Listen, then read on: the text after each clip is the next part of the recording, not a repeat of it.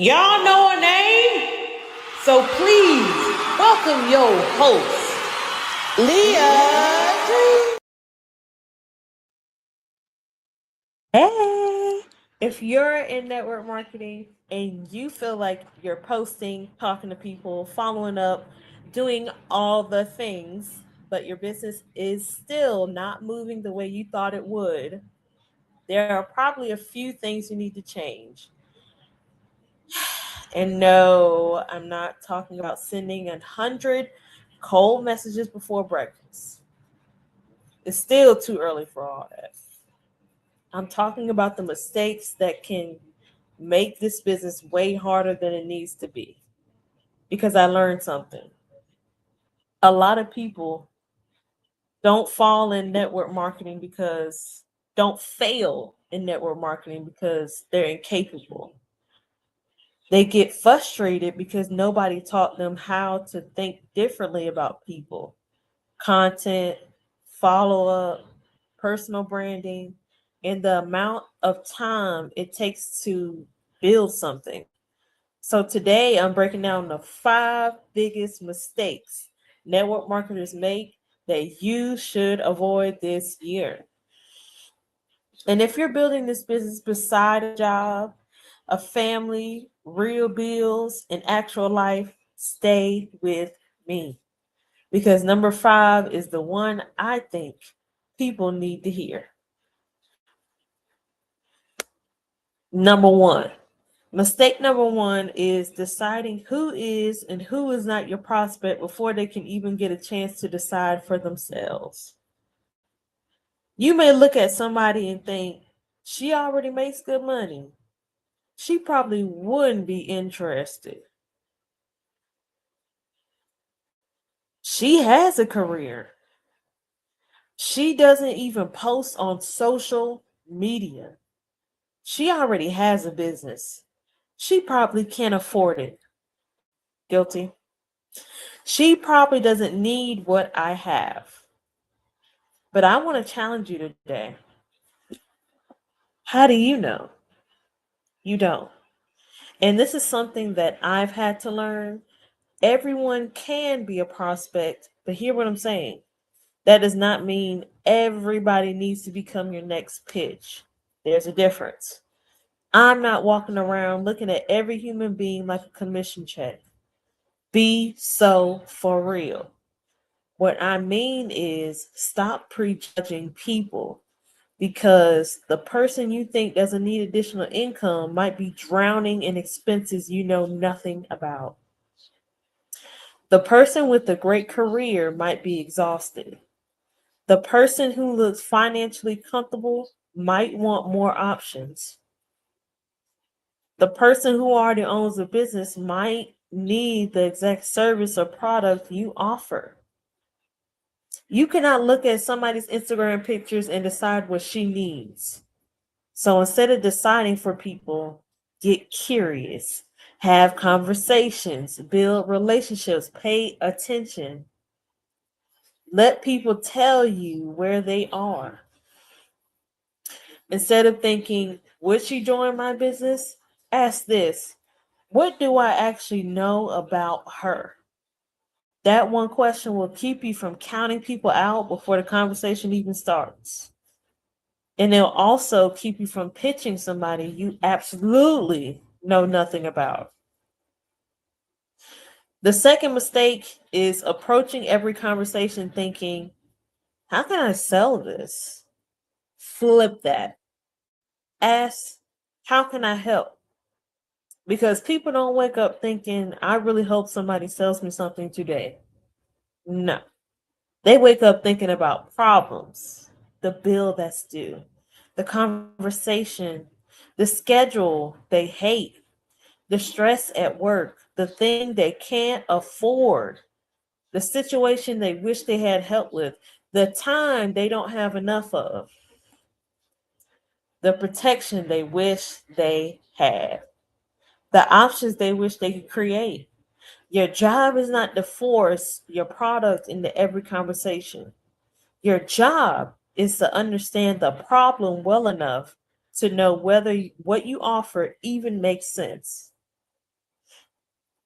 That is what it means to become a solution provider. Maybe your product is a solution. Maybe your business opportunity is a solution. Maybe neither one is right for that person right now. And look, that's okay. Because when people realize you actually listen instead of waiting for your turn to pitch, trust goes up. Insist, trust matters a lot. Before you send somebody your link, ask yourself, what problem am I solving for this person? If you cannot answer that question yet, you probably need another conversation before you need another link. Period. Mistake number 3. Thinking your company is your marketing strategy. Listen. Listen, Linda, listen. You may love your company. You may love your products. You may have the best compensation on planet Earth. But those things alone are not going to make somebody follow you. You are what attracts people. Your personality, your story, your perspective, your values, your humor, your experiences, your consistency, the way you explain things, the way you make people feel seen. That is your personal brand. Think about it. There could be thousands of people selling the exact same thing that you sell. So why would somebody choose you? That is the question. The answer cannot just be because my product is amazing.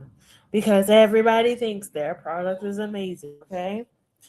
I want somebody to get on my page and understand who I am before they understand what company I'm with. Can I get an amen? I want her thinking she gets it. She understands women like me. I like how she explains things. I trust her perspective. I want to hear more from her. And then, when the product or business comes up, it'll make sense within the bigger conversation.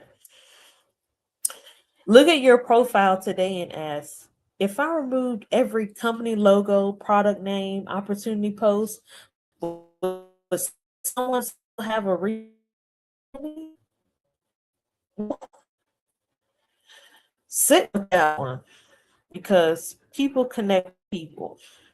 Your company is the vehicle. You are the brand. Mistake number 4 is not following enough. And this one gets people because we take everything personally. You send information, they don't respond. And suddenly you're like, well, I guess she hates me. No, she doesn't. She might be at work. She might have kids screaming in the background, okay? She might have opened your message while standing in the grocery store, completely forgotten about it. Life is lifing. People forgetting to respond is not automatically rejection. So yes, follow up. But I want you to understand there are 2 kinds of follow up: active follow up and passive follow up. Active follow up is direction back out. Something simple like, hey, did you get a chance to look at what I sent? Or you can say, I was thinking about our conversation. Did you have any questions? Human, normal, not 20 paragraphs. And please, not this. Hey, just circling back for the 7th time because my upline said never take no for an answer. Sis, no. Passive follow up is what happens through your content. They see your story, they see your reel, they see a customer experience. They hear you teach something. They see you showing up consistently. They watch quietly, and every piece of content answers another question in their mind. That is follow up too. Somebody may need to see you 10 times before she ever responds to you again. That doesn't mean the first conversation failed. It just means trust was still being built.